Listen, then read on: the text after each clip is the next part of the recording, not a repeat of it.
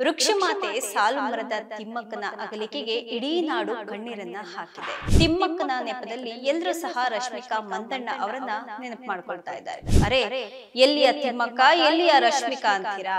ಇದಕ್ಕೂ ಸಹ ಒಂದು ಕಾರಣ ಇದೆ ವೀಕ್ಷಕರೇ. ತಿಮ್ಮಕ್ಕನಿಗೆ ಕನ್ನಡ ಬಿಟ್ರೆ ಬೇರೆ ಭಾಷೆ ಬರೋದಿಲ್ಲ. ಅದರಿಂದ ಅವರು ಕನ್ನಡದಲ್ಲಿ ಮಾತನಾಡ್ತಾರೆ. ರಶ್ಮಿಕಾನ ವೇದಿಕೆಗೆ ಕರೆದು, ನೀವು ಕನ್ನಡದವರೇ ಅಲ್ವಾ, ತಿಮ್ಮಕ್ಕನ ಮಾತುಗಳನ್ನ ಸ್ವಲ್ಪ ಅನುವಾದ ಮಾಡಿ ಹೇಳಿ ಅಂತ ಕೇಳ್ತಾರೆ. ರಶ್ಮಿಕಾಗೆ ತಿಮ್ಮಕ್ಕನ ಬಗ್ಗೆ ತಲೆ ಬುಡ ಏನೂ ಗೊತ್ತಿಲ್ಲ ಅನ್ನೋದು ಆಗ್ಲೇ ಜಗಜ್ಜಾಹೀರಾಗಿತ್ತು ನೋಡಿ. ಇನ್ನು ಇದೇ ವೇದಿಕೆ ಮೇಲೆ ರಶ್ಮಿಕಾರ ಪೆದ್ದುತನ ಜಗಜ್ಜಾಹೀರಾಗಿದ್ದಷ್ಟೇ ಅಲ್ಲ, ಕನ್ನಡಿಗರಿಗೆಲ್ಲ ಸಹ ಒಂದು ರೀತಿಯ ಮುಜುಗರ ಕೂಡ ಆಗಿತ್ತು. ಹಾಯ್ ಹಲೋ ನಮಸ್ಕಾರ, ಸ್ಪೀಡ್ ಪ್ಲಸ್ ವಿಶೇಷ ಕಾರ್ಯಕ್ರಮಕ್ಕೆ ಸ್ವಾಗತ. ನಾನು ಸುನಂದ ಅನ್ಸೂಯ. ವೃಕ್ಷಮಾತೆ ಸಾಲು ಮರದ ತಿಮ್ಮಕ್ಕನ ಅಗಲಿಕೆಗೆ ಇಡೀ ನಾಡು ಕಣ್ಣೀರನ್ನ ಹಾಕಿದೆ. ಈ ನಡುವೆ ತಿಮ್ಮಕ್ಕನ ನೆಪದಲ್ಲಿ ಎಲ್ಲರೂ ಸಹ ರಶ್ಮಿಕಾ ಮಂದಣ್ಣ ಅವರನ್ನ ನೆನಪು ಮಾಡ್ಕೊಳ್ತಾ ಇದ್ದಾರೆ.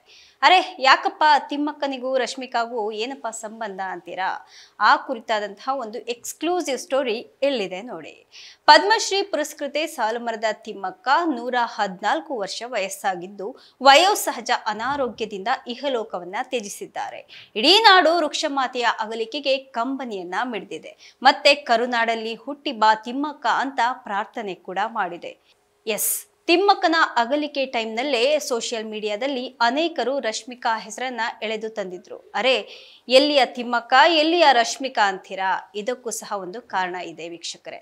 6 ವರ್ಷಗಳ ಹಿಂದೆ ತಮಿಳುನಾಡಿನಲ್ಲಿ FW ಅಚೀವರ್ಸ್ ಅವಾರ್ಡ್ಸ್ ಅನ್ನುವಂತಹ ಒಂದು ಕಾರ್ಯಕ್ರಮ ನಡೆಯುತ್ತೆ. ಅದರಲ್ಲಿ ಸಾಲು ಮರದ ತಿಮ್ಮಕ್ಕನನ್ನ ಕರೆದು ಜೀವಮಾನದ ಸಾಧನೆ ಅನ್ನುವಂತಹ ಪ್ರಶಸ್ತಿಯನ್ನ ಕೊಟ್ಟು ಗೌರವವನ್ನ ಸಲ್ಲಿಸಿದ್ರು ತಮಿಳುನಾಡಿನ ಮಂದಿ. ಅದೇ ಇವೆಂಟ್ನಲ್ಲಿ ನಮ್ಮ ಕಿರಿಕ್ ಬ್ಯೂಟಿ ರಶ್ಮಿಕಾ ಕೂಡ ಇದ್ರು. ತಿಮ್ಮಕ್ಕನನ್ನ ಗೌರವಿಸಿ ವೇದಿಕೆಗೆ ಕರೆಯಲಾಯಿತು. ತಿಮ್ಮಕ್ಕನಿಗೆ ಕನ್ನಡ ಬಿಟ್ರೆ ಬೇರೆ ಭಾಷೆ ಬರೋದಿಲ್ಲ. ಅದರಿಂದ ಅವರು ಕನ್ನಡದಲ್ಲಿ ಮಾತನಾಡ್ತಾರೆ. ಆಗ ಅಲ್ಲಿದ್ದಂತಹ ಒಬ್ಬ ನಿರೂಪಕಿ ರಶ್ಮಿಕಾನ ವೇದಿಕೆಗೆ ಕರೆದು, ನೀವು ಕನ್ನಡದವರೇ ಅಲ್ವಾ, ತಿಮ್ಮಕ್ಕನ ಮಾತುಗಳನ್ನ ಸ್ವಲ್ಪ ಅನುವಾದ ಮಾಡಿ ಹೇಳಿ ಅಂತ ಕೇಳ್ತಾರೆ. ತಿಮ್ಮಕ್ಕನ ಮಾತನ್ನ ಇಂಗ್ಲಿಷ್ನಲ್ಲಿ ಅನುವಾದ ಮಾಡೋದಕ್ಕೆ ಶುರು ಮಾಡ್ತಾರೆ ಕಿರಿಕ್ ಬ್ಯೂಟಿ ರಶ್ಮಿಕಾ. ರಶ್ಮಿಕಾಗೆ ತಿಮ್ಮಕ್ಕನ ಬಗ್ಗೆ ತಲೆ ಬುಡ ಏನೂ ಗೊತ್ತಿಲ್ಲ ಅನ್ನೋದು ಆಗ್ಲೇ ಜಗಜ್ಜಾಹೀರಾಗಿತ್ತು ನೋಡಿ.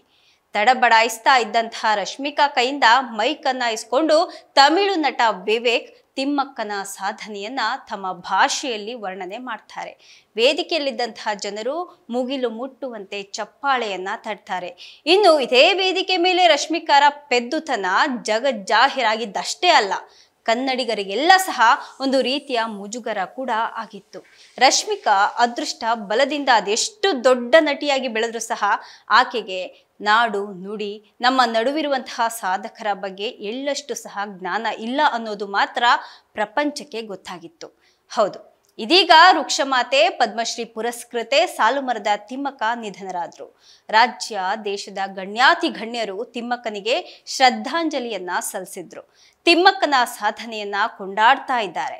ಮಕ್ಕಳಿಲ್ಲದಂತಹ ಕಾರಣಕ್ಕೆ ಸಸಿಗಳನ್ನೇ ತಮ್ಮ ಮಕ್ಕಳಂತೆ ಬೆಳೆಸಿ 385 ಆಲದ ಮರಗಳು ಸೇರಿದಂತೆ 8,000ಕ್ಕೂ ಹೆಚ್ಚು ಮರಗಳನ್ನ ಬೆಳೆಸಿ ವೃಕ್ಷಮಾತೆ ಅಂತ ಕರೆಸ್ಕೊಂಡಂತವರು ನಮ್ಮ ತಿಮ್ಮಕ್ಕ. ದೇಶ ವಿದೇಶದ ಅತ್ಯುತ್ತಮ ಗೌರವಗಳನ್ನ ಪಡೆದಂತಹ ತಿಮ್ಮಕ್ಕ ಜಗತ್ತಿಗೆ ಆದರ್ಶಪ್ರಾಯವಾದಂಥವರು. ಇಂತಹ ತಿಮ್ಮಕ್ಕನ ಬಗ್ಗೆ ಈಗಲಾದ್ರೂ ಸಹ ತಿಳಿದುಕೊಳ್ಳಿ ಅಂತ ರಶ್ಮಿಕಾಗೆ ಹಲವಾರು ಜನ ಸಲಹೆಯನ್ನ ನೀಡ್ತಿದ್ದಾರೆ. ರಶ್ಮಿಕಾ ನಟಿಯಾಗಿ ತನ್ನದೇ ಆದಂತಹ ಸ್ಥಾನವನ್ನ ಪಡೆದುಕೊಂಡಿದ್ದಾರೆ. ದೇಶ ವಿದೇಶದಲ್ಲಿ ತನ್ನ ಸೌಂದರ್ಯ ನಟನೆಯಿಂದ ಅಭಿಮಾನಿಗಳನ್ನ ಗಳಿಸ್ಕೊಂಡಿದ್ದಾರೆ. ಆದ್ರೆ ಮಾತ್ರ ಅವ್ರ ಜೊತೆಗೆ ನಮ್ಮ ನಾಡು ನುಡಿ, ನಮ್ಮ ನೆಲದ ಸಾಧಕರ ಬಗ್ಗೆ ಕೊಂಚವಾದ್ರೂ ತಿಳಿದುಕೊಂಡಿದ್ರೆ ಒಳ್ಳೇದಲ್ವಾ? ಇಲ್ಲದೆ ಹೋದ್ರೆ ಒಂದು ದೊಡ್ಡ ವೇದಿಕೆಗಳಲ್ಲಿ ಅವರ ಗೌರವನೂ ಹೋಗುತ್ತೆ, ಜೊತೆಗೆ ಅವರ ನೆಪದಲ್ಲಿ ಕನ್ನಡಿಗರ ಗೌರವವೂ ಸಹ ಮಣ್ಣು ಪಾಲಾಗುತ್ತೆ ಅಂತ ಜನರು ಮಾತನಾಡ್ತಾ ಇದ್ದಾರೆ. ಇದಾಗಿತ್ತು ಇವತ್ತಿನ ವಿಶೇಷ. ನಿರಂತರ ಸುದ್ದಿಗಾಗಿ ನೋಡ್ತಾ ಇರಿ ಸ್ಪೀಡ್ ಪ್ಲಸ್ ಕರ್ನಾಟಕ.